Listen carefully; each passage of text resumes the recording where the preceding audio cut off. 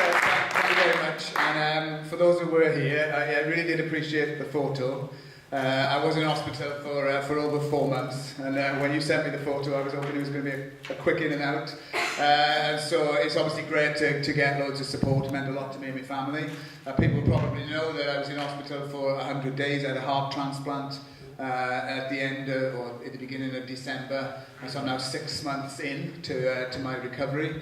I feel better than I felt for 20 years, I have to say. And I'm standing here, and there's two things I want to say. One, because of our fantastic health workers, who not just saved my life, but saved the lives of countless people day in, day out. And I want to say about our fantastic health service workers, it isn't just the surgeon who stitched the new heart in, it's the physios, it's the people who do the radiography, it's the nurses, it's the cleaners on the wards, it's the people who bring you the food, it's the people who have to wash and clean you, the low-paid health care assistants from intensive care, the ambulance workers, the admin workers, everybody, the most marvellous effort. And that's why we've got to remember that every one of them deserves a pay rise. From the top right down to the most lowest paid, they all deserve a pay rise. And we should also remember, if my experience was anything to go by, if every person who treated me, who was a migrant, who wasn't able to do so because they'd been forced out or hadn't come to this country, I wouldn't be here now. Because my doctors, surgeons and nurses came from China, from India, from Croatia, from Thailand, from Africa, from Spain and across the European Union as well as from the UK. And when people keep denigrating our migrants and talk about immigration, I think it's long time that we get on the front foot and say that immigrants and migrants have enriched this country, they keep our services running, and we should be glad that they are here and we should welcome others. That's the type of country that I want to be part of.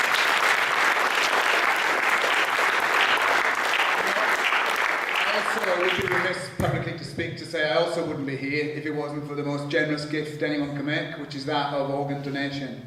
And the reality is, for me to live, there's been a tragedy and somebody's died and has generously agreed they're prepared to donate their organ, and their family has also agreed to do that. Can I just make this plea that the law in this country is wrong? We're campaigning, along with the Daily Mirror, to change the law for presumed consent, because most people don't agree because they don't get round to saying yes or no.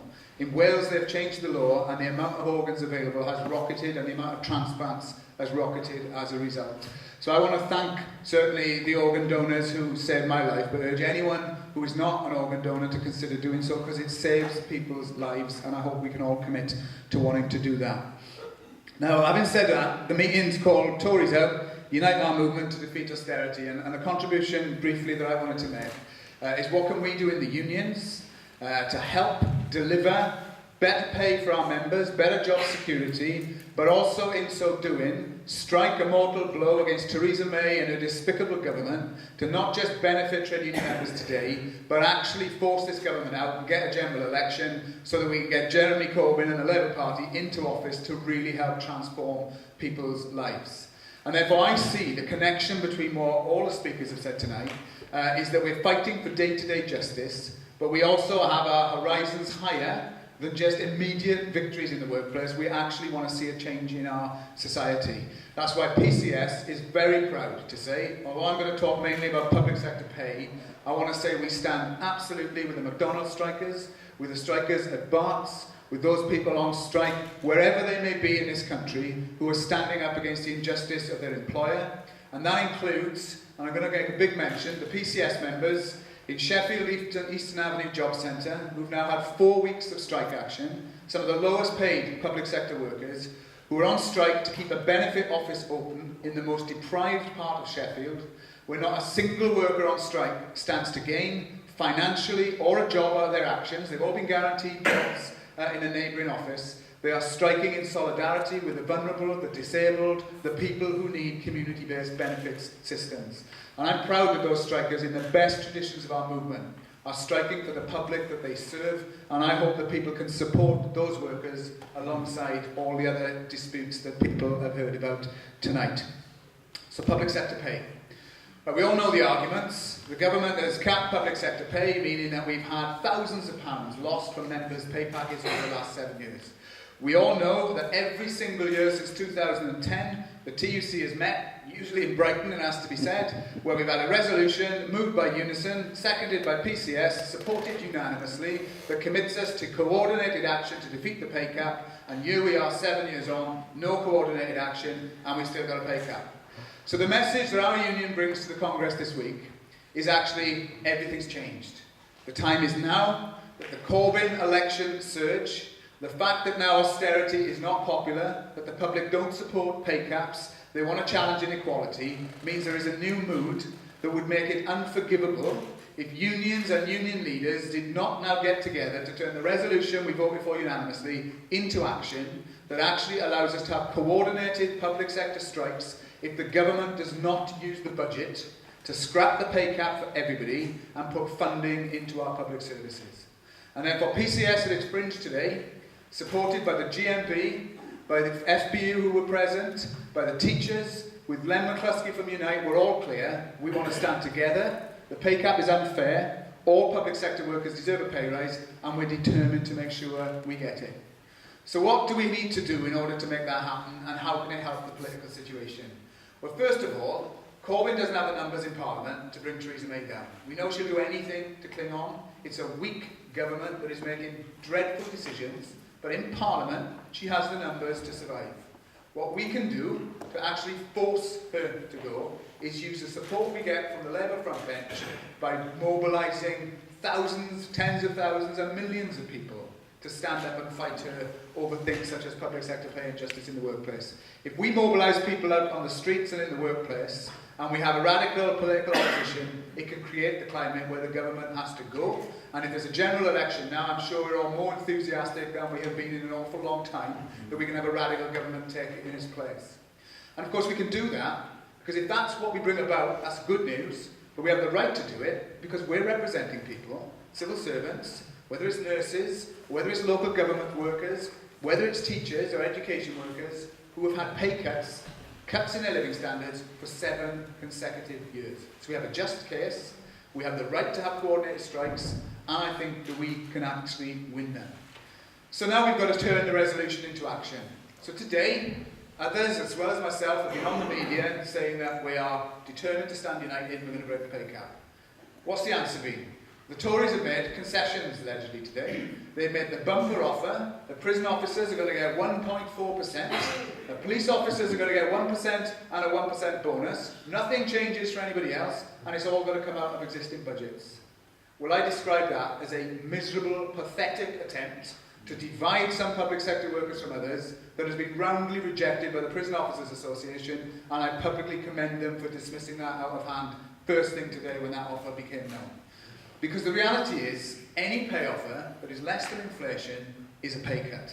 Inflation was announced today at 2.9%, so from my point of view, the negotiations start from 3% and upwards, and that is why our union and the GMB and others are claiming 5% for all public sector workers to match inflation and to begin to get back some of the money that we have lost.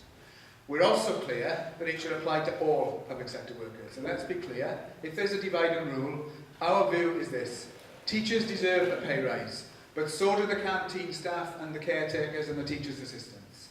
Nurses deserve a pay rise, but so do the cleaners and the porters and the radiographers. Civil servants deserve a pay rise.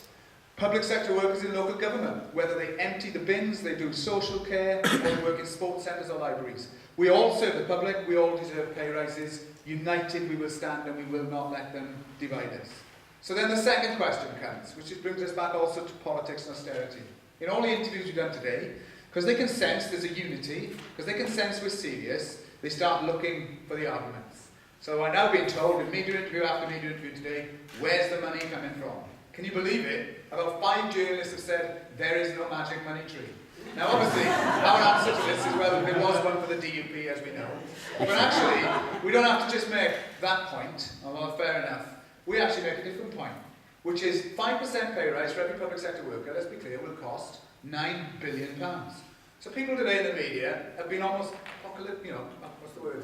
Well, they've been narked. They've been narked. I can't get my Welsh syllables around that word I'm looking for, right? And they say £9 billion. Where are we going to get £9 billion?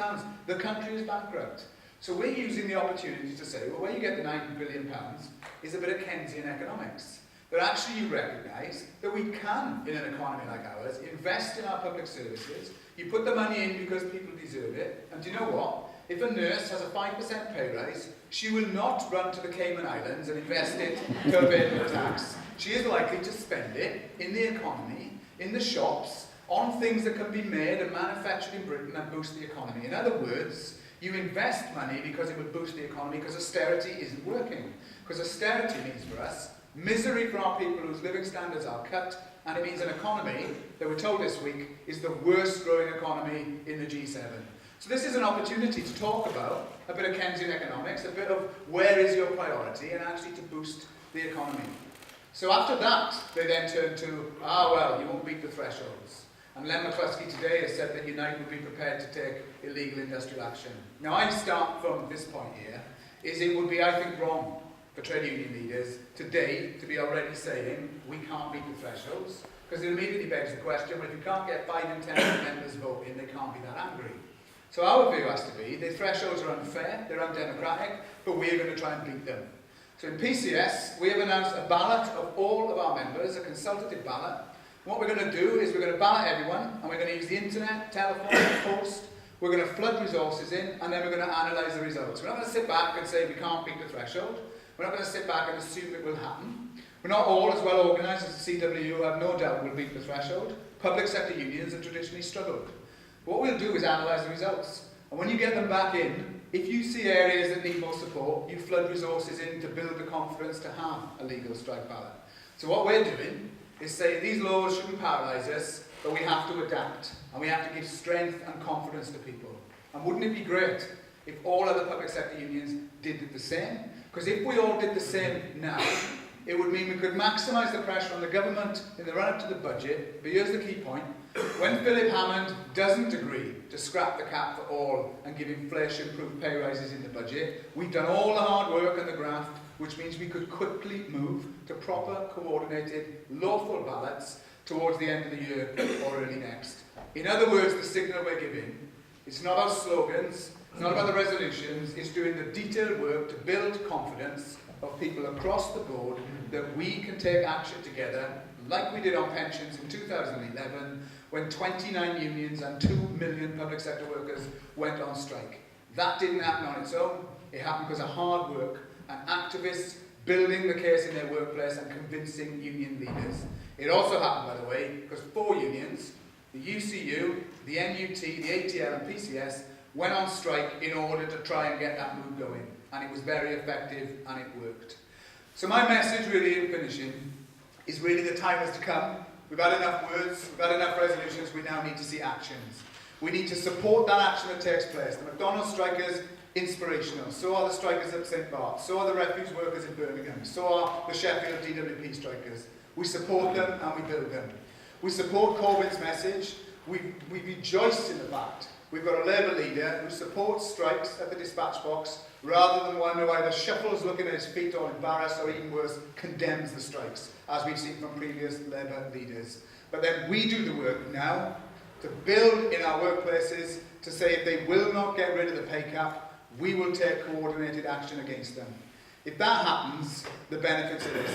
It's a blow against austerity, it is investment in our public services, it is a victory for working class people, it will be an inspiration to others, it will grow our trade union movement, it will weaken Theresa May and make it more likely we get a radical Labour government.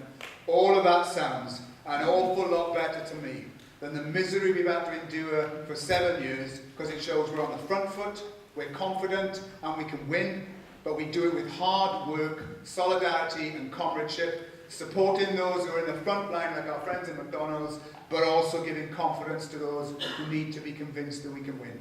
That's the job of the unions, it's the job of the LRC, the Labour Party and socialists across the country.